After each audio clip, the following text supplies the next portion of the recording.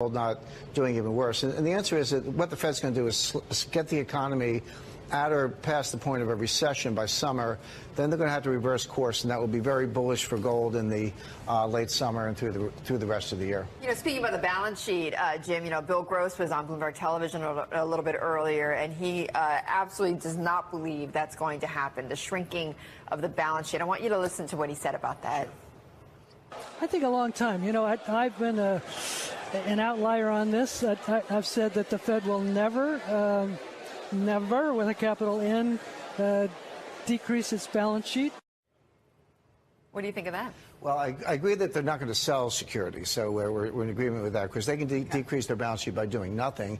When the Treasury matures, the Treasury just sends you the money, and it's the opposite of money printing. When the Fed gets money, it disappears. So they could just reduce the balance sheet without selling a single security. Just by, it's like letting an ice cube melt in your hand. Right. Now, but to give Bill credit, I mean, if he's right that they don't reduce the balance sheet, it would be because the Fed sees what I'm talking about, which is that this is a form of tightening, and if we're in a recession by the summer, then they're not going to reduce the balance sheet. But so he may be right about that.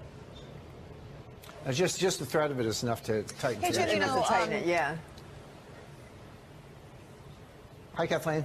Jim, Kathleen here in Yokohama for the Asian Development Bank. It's great to see you via television today. But, you know, Asia economic miracle, but nobody escapes the tentacles of the Fed, right? So yesterday, when I spoke to the head of the Asian Development Bank, I asked him what it's going to mean for emerging market in Asia to see the Fed on this path, including the balance sheet reduction. He put a rather optimistic view on it. Let's hear what he said.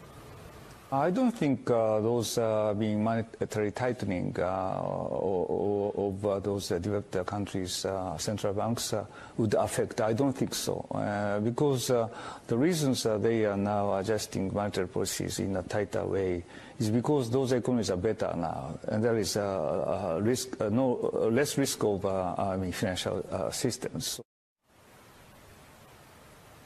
And, of course, all the big Asian nations see these linkages. Japan, the biggest donor to the ADB. Australia is actually number 4 on the list. How do you see the Fed's path reverberating in the rest of the world, particularly Asia? Well, look, Kathleen, at least in the short run, until June, if they're on this tightening path, which they are, that tends to make the dollar stronger. The BIS estimates there's over $9 trillion of U.S. dollar-denominated corporate debt in emerging markets. That's not sovereign debt, because the IMF can always bail out sovereign debt.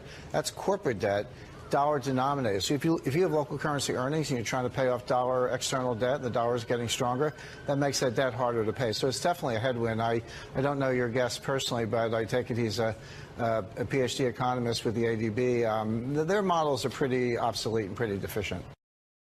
Okay, before we get to gold, though, what did you think of today's statement by the Fed? Well, look, it was as expected. No one thought they were going to raise rates. I took it as hawkish, which I think is the consensus. I've been saying for a while they're going to raise in June. There's a model for that. The Fed is raising into weakness for the first time since 1937. This is highly unusual. Usually the Fed follows the economy. It gets stronger, then they raise rates. It gets weaker, and they cut rates. Right. This is the first time in 80 years where they're raising into weakness, but they're doing it not because of the business cycle, but because they have to play catch-up for the fact that Bernanke should have raised rates in 2010-11, never did. Behind the curve. So but the inflation data doesn't show they're really behind the curve, does it? Well, no, but that's the point. They're not worried about inflation. Jobs could be below 75,000 a month. The economy could sort of almost hit the brakes. You could have mild disinflation. They would still raise rates. That's what I mean when I say they're raising into weakness. Probably going to cause a recession by this summer.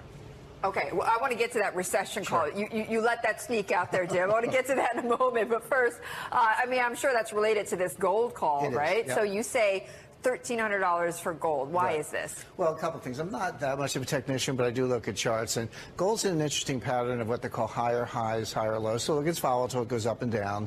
Last few days it's been going down. But it's still well above the last low, which was in March. And the most recent high was well above the last high. So every time it goes up, it hits a higher high. Every time it goes down, it finds its footing above higher low. Exactly. So just that pattern alone would put it past 1,300. But the question is, what's the catalyst for that? Why would it not just keep going down? The answer is the Fed's tightening now, but by July or summer, the Fed will be the last to know, but we're going to sort of hit the wall, be close to a recession by the summer. The Fed's going to have to go to easing, which they do for forward guidance. They're not going to cut rates. They're not even close to that. But they use forward guidance, say, hey, just kidding, we're not going to raise in September, December. That would be the ninth flip-flop since May 2013, when Bernanke started the taper talks. Every time they get tough, they slow the economy. Then they back off, which they did February 2016, September 2015. Remember the liftoff? They pushed it back 3 months. They back off, and then this, risk on, gold